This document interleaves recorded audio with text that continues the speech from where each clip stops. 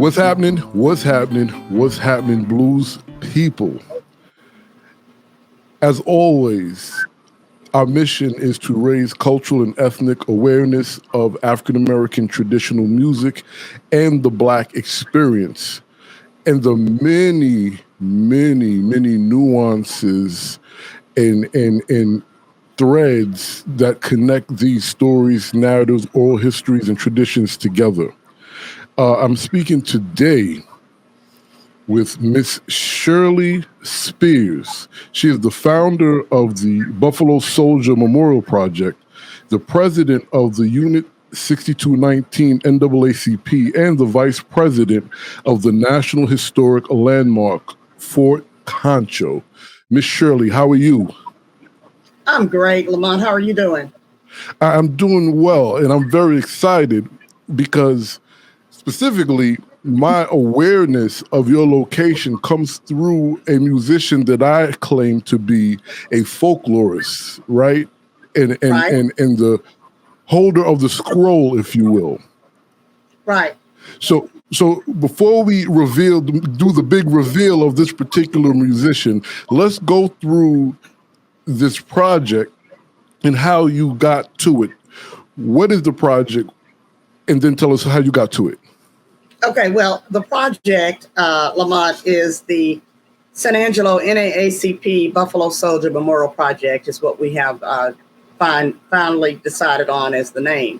So over a year ago, I received this idea from on high, if you will, that I needed to do something to recognize these brave soldiers who had been here at Fort Concho. Actually, we had all of the regiments here, the 9th, 10th, 24th, and 25th, and 38th and 41st when it first started before they consolidated into the 24th and 25th. And so all of them served at some point here in San Angelo. And also the first African American officer that graduated from West Point, Lieutenant Henry O. Flipper, served here as the first Black officer. And this was an original fort. You know, it wasn't one that someone found land and developed and put nearby and said, oh, this is near where the fort used to be. Many of the original buildings are still standing. The history of the city is even around the Buffalo Soldiers. The city basically established around 1866. It was known as San Angelo. At that time. And then around 1868, the Buffalo Soldiers first arrived here in San Angelo, Texas, which is far west Texas, not anywhere near the metropolitan areas that a lot of people think of when they think of Texas. We're in far west Texas. And so they served there for many, many years, all 4 regiments, as I mentioned. And they had various assignments, and they were famous, basically being here in the city. And through them, a lot of first. The initial times that, for instance, with the Black Church, the first Black Church was started by one of the Buffalo Soldiers who was stationed at Fort Concho. And he started the AME Church, which a lot of Black people, were associated with the AME Church right after the Civil War and even prior to that. So I felt that because there's not very much here in this city that you can look at and tell that Black folk had anything to do with, that it was important after I received some idea. I keep calling it an idea. I don't want to say a premonition, but it was something that I felt we needed to do. And I said, okay, how are you positioned in the city to do this? And will it be a benefit to the history of the city? And so I'm also on the Chamber of Commerce board. And so I know there's always an interest in travel and tourism.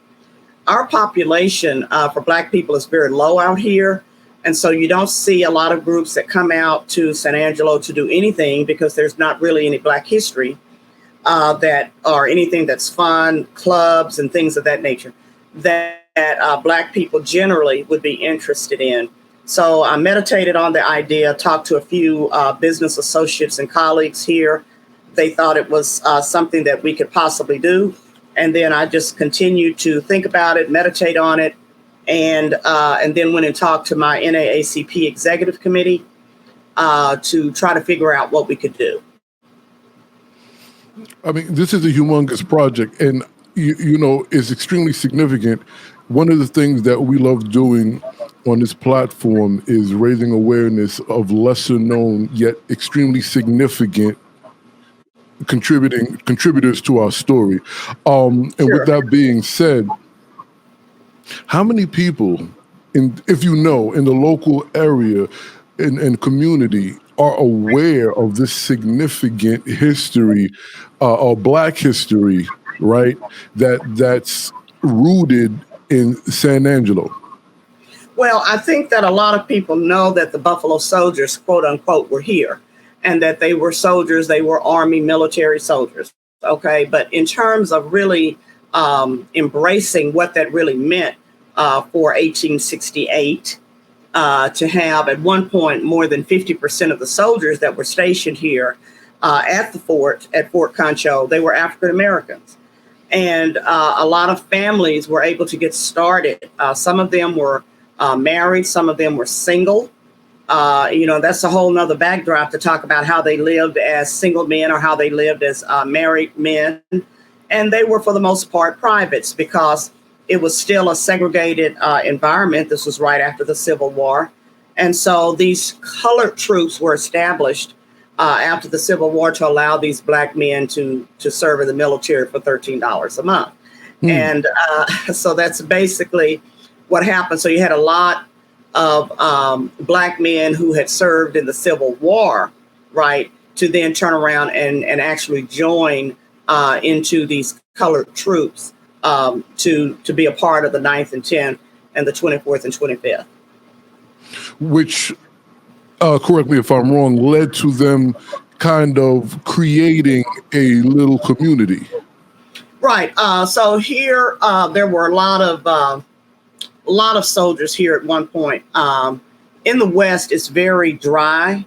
Even back then, there was another fort called Fort Chadbourne that had housed soldiers, but there was a water shortage and a drought there, and so the military decided to close it down and eventually establish Fort Concho, which sits somewhat up on a plateau. And so it was able to really feel the need for what the military was needing and to have sufficient water supply. Now, it's still very dry, and it was still very dry then, but it allowed them to do more than what they had been able to do at Fort Chadbourne. None of the Buffalo soldiers served at Fort Chadbourne, but many of them served at Fort Concho. And now, with that being said, there were ex-slaves that was part of these regiments and troops, as well as a significant conduit of history of or tradition of old, and he kind of ushered it in to the turn of the century. How did you stumble upon Elijah Cox? Well, I had been given one of our committee members, and we're calling our core team members, is a well-known historian, Dr. John Langlier, and he had provided me with some things after we were talking about all the people that we wanted to highlight with this memorial. And certainly I'm very involved in learning more about the history. We have a great staff at Fort Concho, just a wonderful staff. And they are very knowledgeable of the things that have gone on in the history. And we keep the museum up, and it is a main attraction. So I was familiar with Elijah Cox through working through the curator here at the fort. And he knows that anything about the history of the fort just excites me, and I want to get more information. And so he has consistently shared information with me, including something that I thought was very special. Elijah Cox, retired, if you will, out of the military, but he lived here in San Angelo. He grew to like the city overall, and so he kind of stayed here until he died. But the curator, Mr. Corey Robinson, was able to share with me the actual address. This may have been one of many, I don't know, but an address where Elijah Cox had lived. Of course, the house is not there, but I was able to go to the location. And it was just special to me to be in that same environment where Mr. Cox had been. I know the air is different now and things are totally different, but to be in that same space where he once had lived and provided so much to the community of San Angelo, Texas, because he was just very well loved and well known. And as you read more about him and his experiences in the military and his family, eventually there were opportunities for a few of the Buffalo soldiers to be buried. You know, I'm in the South, I'm in Texas. And so things were segregated, but they did allow Mr. Cox and 3 other Buffalo soldiers to integrate Fairmount Cemetery. They have a section that's dedicated to 4 Buffalo soldiers, and Mr. Cox is one of them. So now, with this project, along with the soldiers, will you be giving Mr. Elijah Cox a memorial as well? Well, the way you can see in the background a little bit, I think. Let me move a little bit. You can see a little bit what that will look like. And so those monuments are going to be approximately 8 feet tall, and on the front of them, you will have insets about certain information, what were certain people, certain topics of interest. And as far as Mr. Cox is concerned, we're going to do a section on the bandsmen, the musicians who were involved during the early days when the colored troops and soldiers were performing in bands and so forth. And so, although we don't know exactly yet, I'm still working on that, how Mr. Cox became involved. We know that when he re-enlisted in the military in 1870, I believe it was, he listed his occupation as musician. And so he had managed to master the guitar, the fiddle, and a few other instruments. And so perhaps he was in the band when he was at some place other than Fort Concho, because he never served at Fort Concho. But when he settled here, he worked as a musician. He worked as a, let me think of some of the other things. He was just kind of an entertainer. He was a cook. He hunted buffalo. He was a carpenter. He worked in some of the saloons as a bartender. Of course, times were different back then. You would probably not see that same level of engagement by an older Black guy at that time, but that's what happened with Elijah Cox. And so he knew the city well, the city knew him well, and he just was involved in a lot of different things in terms of the social scene, if you will, for what was going on back then. So now, as this unfolds, you have a grand event that you're planning. Talk to us about the event. Okay, so Congress approved July 28th as National Buffalo Soldier Day, and July 28th is the day that the Congress back in 1866 first established these troops, the 38th, 41st, 28th, 9th, and 10th, etc. And so the day is important, that July 28th day is important, that Congress came back and established that as National Buffalo Soldier Day. So for the last few years, the fort does something, if nothing else, some type of military exercise on the parade, the original parade grounds, and we do something. But now that we have this project in works, we are partnering with Fort Concho on this project, and we are doing a weekend. So on Thursday, July 28th, which is the actual celebration day, the anniversary, we will do a military retreat with the flag and the cannon. And then on Friday, the 29th, we'll have a dinner and program with 2 of our team members from Arizona, Mr. Charles Young and Mr. Doug Woodard, who will be here to talk with us about the whole story. And we'll use some of our artifacts that we have been successful in acquiring at Fort Concho, which right now I believe it said that we have the best post-Civil War collection of artifacts anywhere in the country. And so we have uniforms, and we have ladies' dresses, and we have physical equipment, and we have military pins and dishes and furniture and just all kinds of things. So Mr. Young is going to provide us with a presentation about what the soldiers' life was like during that time. And then we'll have dinner.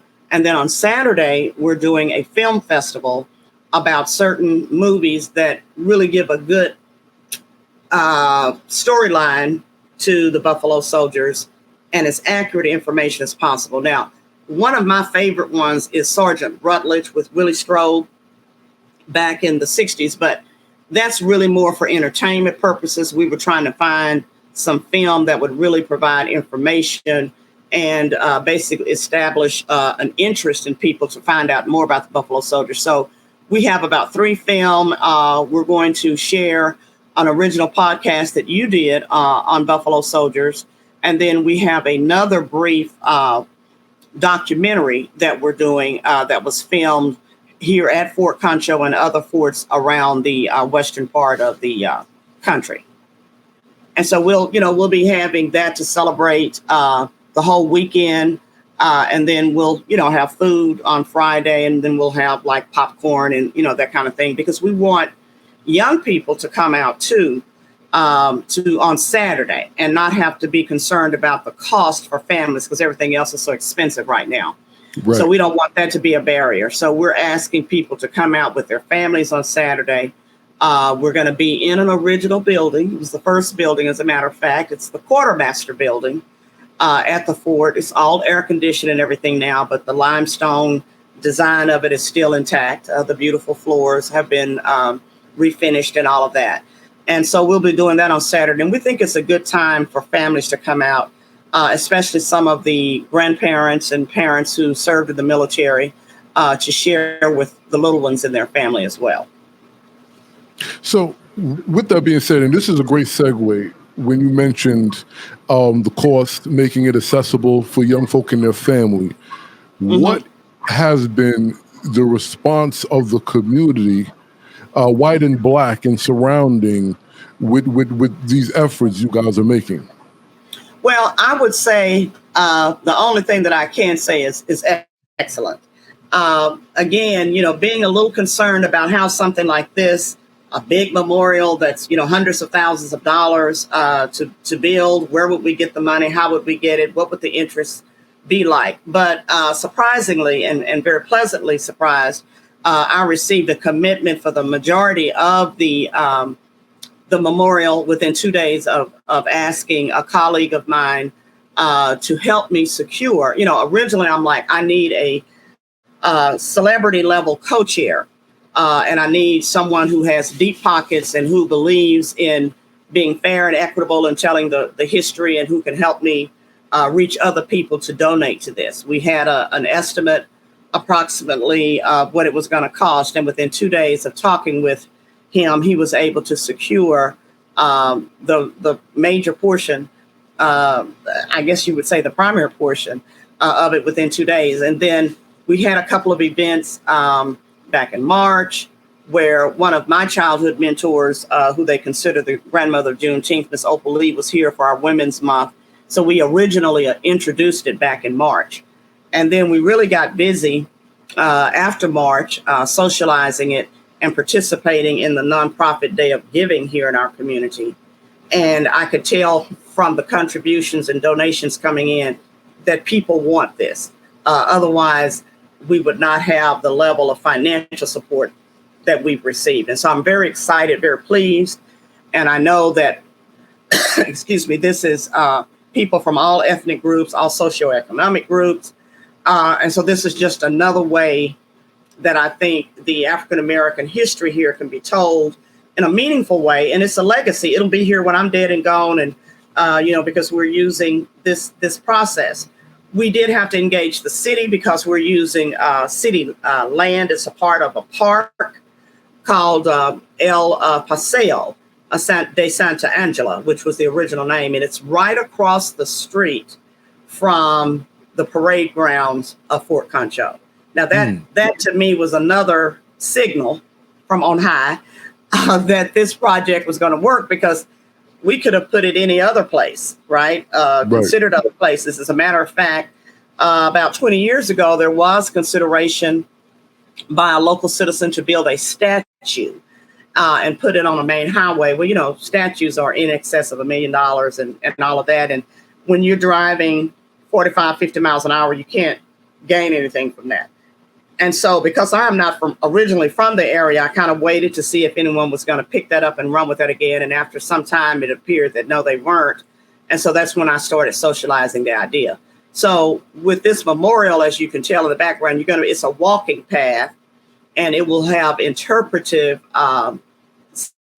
insets on 8 of these 8-foot panels that will talk about.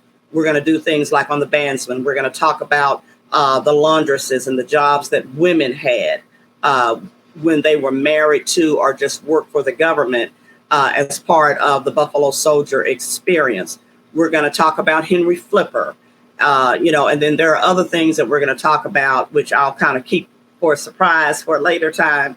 And then we'll have a little bit of information on the insets for people to gather their ideas. They can sit on benches that we're going to have available for people to basically sponsor benches. It's a green space, so you can bring your book. You can just come and listen to music while you're sitting there relaxing, and you're under shade because it's very, very hot in West Texas.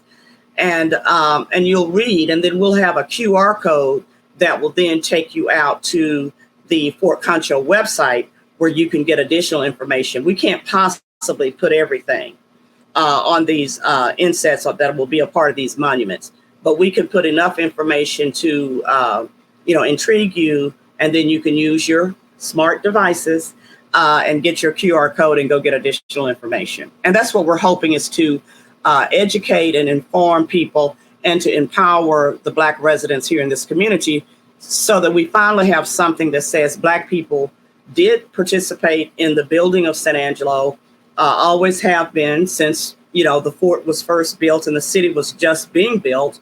And this will be for years and years and years to come for people to be empowered as part of the Black and Brown community in particular, and certainly any of our non-minority citizens who will be participating and sponsoring and helping to make this a reality. Well, let me ask you, considering the terrain, right, we've been in socially, society-wise,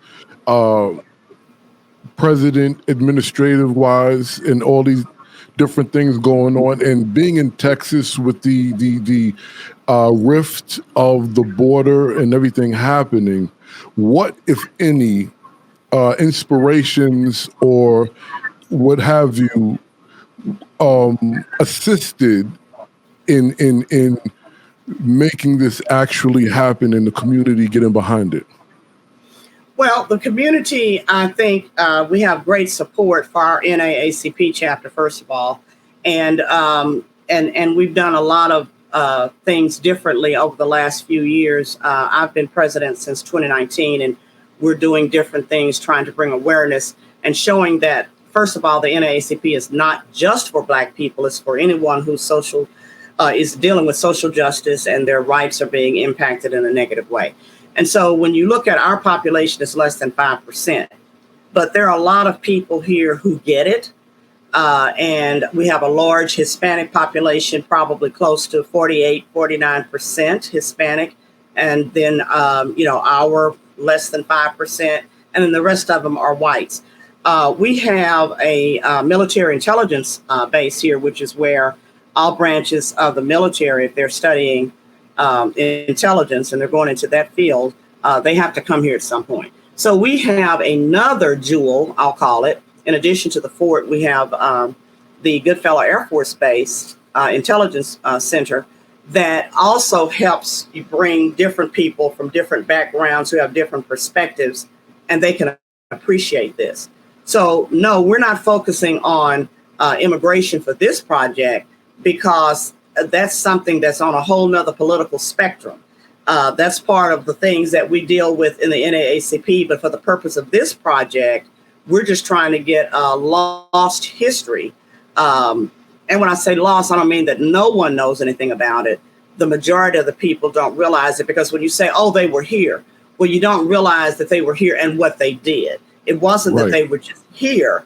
You have to look at the work that they did, working as part of the first park rangers for the newly formed park service that we had that was started by the president many years ago. And the idea that they were there to protect the settling of the West during the Indian Wars, which, depends on how you look at it.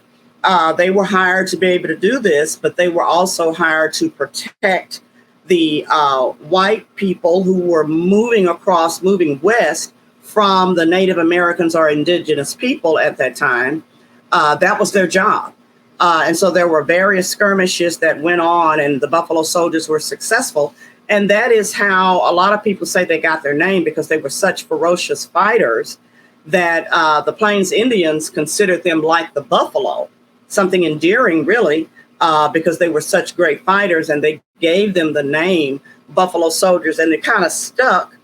And although that's not how it started out, they weren't called the Buffalo Soldiers. That was a name that was given to them by the Native Americans and indigenous people when they engaged with them in battle and or in friendship, because a lot of those relationships, were of a personal nature as time went on. And we know as Black Americans that we have a lot of experiences where our family roots will lead us back to, the Seminoles, Seminole Negro Indians, the Comanches, the Choctaw, the Choctaws. Yeah, I'm from a line of Choctaw. And so it's just interesting, and you can't possibly tell everything on these insets, but it gives you a start. And, 20 years from now, 30 years from now, probably when I'm dead and gone, some little boy, some little girl will be able to say, oh, that's interesting, and be able to go and get more information, which is unlike what I experienced growing up during the Civil Rights Movement. I just didn't have those opportunities. And Right. so instead of them having negative images or no images at all, then this memorial is to give them an opportunity to have something positive, to experience something that's factual. A lot of the stories, like, I don't know how much you know about, I'm going beyond the Buffalo Soldiers era, basically, but, Bass Reeves was the first federal enforcer that we had. And Yeah, he was a marshal. He was a U.S. Marshal. And did you realize that the storyline of Tonto and what was the sidekicks? The Lone Ranger. Oh my, Lone Ranger. I couldn't even get it out. Was based on Bass Reeves. Right. But you don't know that because that's not documented anywhere. And then when you see the things that, that other movie that just came out this year, The Harder They Fall, I just thought it was just awesome. How they took things out of context, but they took a little bit of our history from all of those men and women during that time and made into what I consider a delightful movie. Some people say, well, it was stupid to do that, but it was entertainment. And it at least made you think about, oh, okay. And I will tell you that one of the laundresses that we're going to highlight on this memorial, she is the mother of Cherokee Bill. So there's a lot of history that is right here at the fort that we have uncovered already. And now we have an opportunity to put it out there for the sake of the general public and the community to really enjoy and reading and understanding the significance of the Buffalo Soldiers. Yeah. Well, I will say about the movie, because I've seen it and enjoyed it, and I've heard similar responses as you have, and it's interesting to me because we're usually seeing people who don't look like the original characters playing these characters. So it was just good to see the people look like how they actually looked in real life. Yeah. And, it was all for entertainment. Very little of it was factual because all of them were not in the same time period. But the idea that, you would have these people to really even consider, maybe to force you to go and look up a little bit more information about them. And so when I did not know until this year, actually, that one of the laundresses that I had been told about, got more information about her, that she is the mother. I did not know that until this year, that she is the mother of Cherokee Bill. And, he was a famous outlaw, but you don't hear about him. You hear about non-Black outlaws, and you don't hear about Bass Reeves. You hear about other non-Black federal people at that level. Right. And I mean, there was a recent movie this year, I can't think of the name of it either, that kind of told the story of Bass Reeves. And so, it's just an opportunity to share. And yes, Hollywood does change some things, but that's what we as a society seem to draw on. And unless you're a scholar, an intellectual, a history buff or whatever, you're not going to pick that apart. You're going to take what you can take from it and move forward with that. That's a little bit more information than you had when you first sat down to watch it. Absolutely. So before we wrap up, I would like you to tell us a bit more about this other organization that you're the vice president of, the National Historic Landmark, Fort Concho.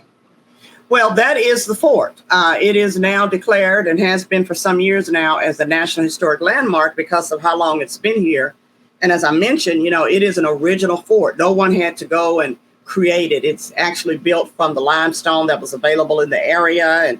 And this is where the soldiers were. You've got one side, which is where the enlisted men were. You've got the other side of the parade ground, which is where the commander, Grierson, and all of the other officers, including Henry Flipper, lived in houses and so forth.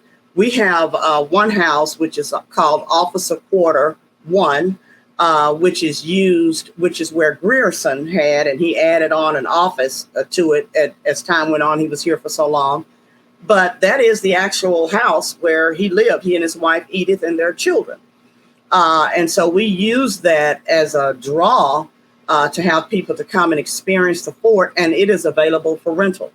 And so a lot of people don't realize that. I think it's really cool that you could go and stay in a space where someone from that long ago, over 100 years ago, actually lived. And, we've remodeled some things and put air conditioning in it and, comfortable beds. You don't have a straw mattress anymore, and those types of things. But, if you're into that, if you want to find something fun to do, and I know from the Black community, we're always trying to go to a lot of the expensive places and, it's just different. But, when I think of when I was a little girl, before I knew better, me and my cousins, we played cowboys and Indians. And we weren't really told about, what the Buffalo Soldiers did. But my point is that this new generation today, you have an opportunity to share that with your children. And you have an opportunity to not have to spend, $300 a night for a hotel. We are a lot more affordable than that, extremely affordable. And you can bring your children, you can walk the parade grounds, you can get the tours. We offer either personalized walking tours, or we have staff that will give you the tour that tells you all about the fort. And now added to it, although it's a separate entity, across the street, you will then have the Buffalo Soldier Memorial that will have all this other interpretive informational topic and information that you can come in. And it's nowhere near to go to Disney World or Disneyland or any of those places. And especially if you're in the West, if you're in Texas or Oklahoma, New Mexico, Arizona, it's a nice trip, family trip, and it's affordable. And the people here are friendly, great places to eat. We have a lot of Mexican restaurants with delicious, authentic Mexican food. And, it's just a different place. It's not if you were coming to Texas, it's not your Dallas, Fort Worth, Houston, Austin. That's not what you're going to get here. Right. It's a smaller community, roughly 110, 115,000 people in the entire city. Beautiful. And just the irony, in my younger years, we played cowboys and Indians too. And it's just ironic that most of us didn't realize we weren't playing Indians. That's right. But, and no one played the Buffalo Soldiers because that wasn't anything that they shared. Right. But, the Buffalo Soldiers were instrumental based on their experiences and everything they went through, Lamont, in eventually what we came up with, the Tuskegee Airmen and the Red Tails. All of this, there's a basis for all of this. We didn't just all of a sudden have the Tuskegee Airmen. We had these men who served as in the 9th, 10th, and Cavalry and the 24th and 25th Infantry. They set the stage, if you will, and eventually we got a Colin Powell, as Joint Chiefs of Staff. And, we got a Charles Young general.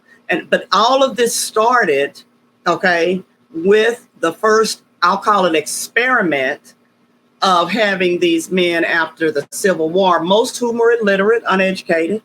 And let me mention here that we will also be highlighting the chaplains, because I didn't find out until this year either that the chaplains of these colored troops, they had their regimental chaplains, and they were the ones, right, who were able to help the soldiers learn how to read and become high functioning and eventually promote up and not have to remain as a private forever. So we don't give ourselves enough credit. We wait for other people to write something or give us credit, but the facts are there. And with this being military, a lot of the data that you can verify this with is available to you to go and verify this information through military records. So I guess for my last question, what I will ask you is, what is, and you've shared so much, so this may be a little difficult or you may have to repeat yourself, but I have to ask, okay, what is the most significant thing you want people to get out of this experience and out of this work that you guys are doing? I want it to be a memorial that provides pride and empowerment to African Americans and relatives of African Americans. And I wanted to inform and educate that Black men and women have been a part of our nation forever. 1619 Project was just awesome. And I know a lot of people are trying to tear that down, and we're dealing with it now. But, African American men in particular have been a part of every campaign, every war in this country, even before it was a country when we had the colonies, since the Revolutionary War. And so for us to just not take the pride in what we have done when different ones are trying to project it, to buy into the negative narratives, to say, oh, we don't need to teach. I agree, we don't need to teach CRT. That's awful, because what you're doing is you're wiping Black people out of history, which is the intent of a lot of people. And there are so many things that we have done, and it is literally true that we did help to develop this country into all that it is, all of the good and the bad and the ugly. And we just need to know our own history so we won't make mistakes that we didn't take the time to learn from, but that we can use it as a tool to empower our generations that are coming after us. And that those of us maybe who don't know and don't have the pride of, oh my goodness, I didn't know that Henry Flipper did that. I didn't know that Charles Young, General Charles Young did this. It gives us something else to be satisfied about and to be proudful about. And I don't mean it in a negative way, but you can be proud of our history. And no one is giving you any information that's incorrect. These stories, this information that we're sharing is validated. And so, again, I love to travel internationally, love it. But there are so many places in America that are undiscovered treasures. And I have to say, not just because I'm involved in it, but I fell in love with it when I was first asked to go on this board of the museum. And I was taking a tour, and it was like my mouth was open. And so one of the guys that was with me on the tour, it was on a business leadership thing. And he said, you're just having a good time, because I was like, oh, ooh, ah, wow, because I couldn't believe that all of this stuff was available. And I mean, it was tangible. I could touch it. And so I want people to appreciate what they have access to and to try and find more truths about our history. This is Black history, but more importantly, it's American history. And, the Buffalo Soldiers didn't end until around 1951. They weren't out there doing the types of things, but they the first National Park Service Rangers. Charles Young was the first superintendent of a national park. These were Black people.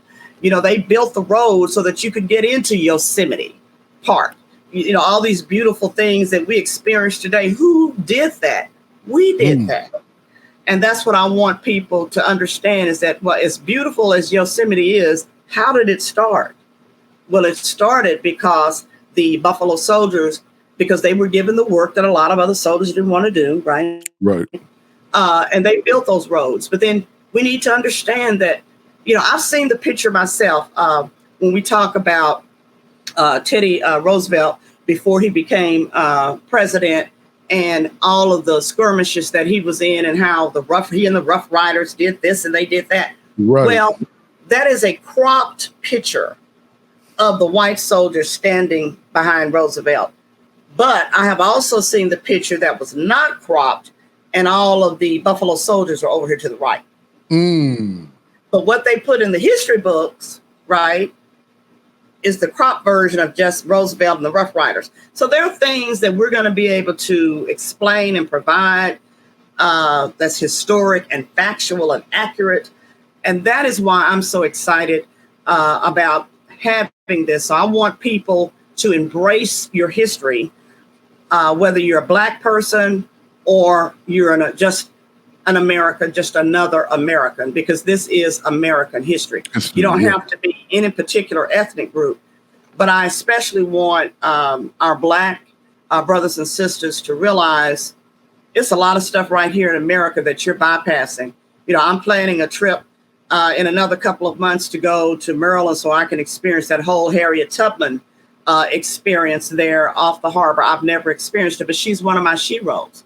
Right. When I think of, it would be nice to go to the Bahamas or go to Jamaica or go to Europe, go to Paris. I can do all of those things, but I haven't finished the things that are right here at my fingertips that I can just kind of get on a plane and go do in a few hours and get there. And those are the types of things that I want us to explore, is learn your own history so that you can be a proud person. It helps your self-esteem.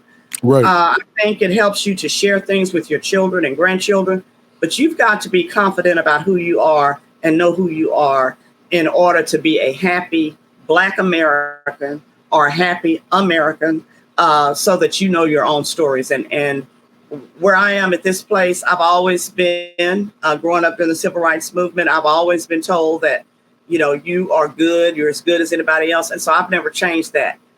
My abilities to take this project, working with other people to the next level, is so satisfying and fulfilling. I cannot begin to tell you how excited I am that I'm the one that is taking this forward with the help of a lot of other people. I mean, there's no more of a powerful statement to come to a close than that. Thank you. I'm having a great time, and I hope to visit with you again. We're getting all of our final sponsorship details together so you can share with your listeners about how they can continue to support this. And then hopefully by the end of this year or first quarter of next year, actually come and see the memorial in place. Yeah, actually, thank you for saying that. Are there any social media handles? I have the website up, but let the people know how and where they can find you.